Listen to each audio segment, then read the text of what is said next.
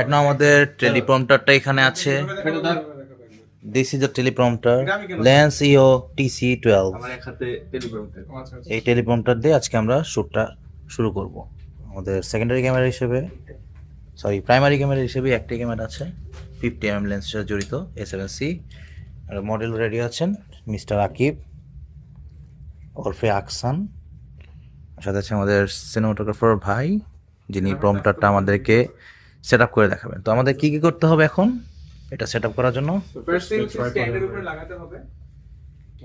তারপর বিট লবণ দিব হালকা করে, এটা আদা কুচি, একটু লবণ দিয়ে মেশিন শুরু করে। ওকে স্ক্রিপ্টে অ্যাড হবে নাকি?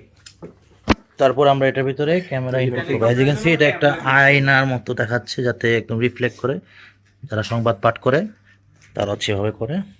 আর এটার ভিতরে থাকে ক্যামেরা ক্যাপসুল। ক্যামেরা ক্যাপসুলটা একটু লাগিয়ে দিন। এটা তো আমি ছিলাম, আমি গেলাম চিকেন না কোন ওয়ার্ডস আছে এখানে একটা সমস্যা আছে। স্ক্রিপ্টটা বানান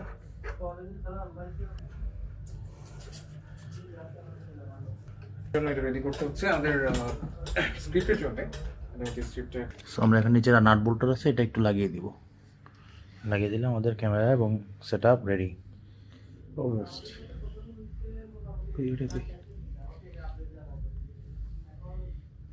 আমরা রেডি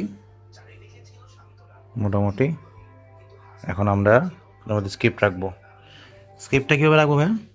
স্ক্রিপ্টের ফার্স্টে ট্যাবের মধ্যে আমরা স্ক্রিপ্টটা টেলিপ্রম্পটারের যে অ্যাপ আছে, আচ্ছা আমাদের একটা ট্যাব আছে টেলিপ্রম্পটার অ্যাপ দিয়ে আমরা অনলাইন টেলিপ্রম্পটার বা কিছু একটা আমরা একটা টেলিগ্রাম থেকে প্রোডাক্ট এরিয়া নিব।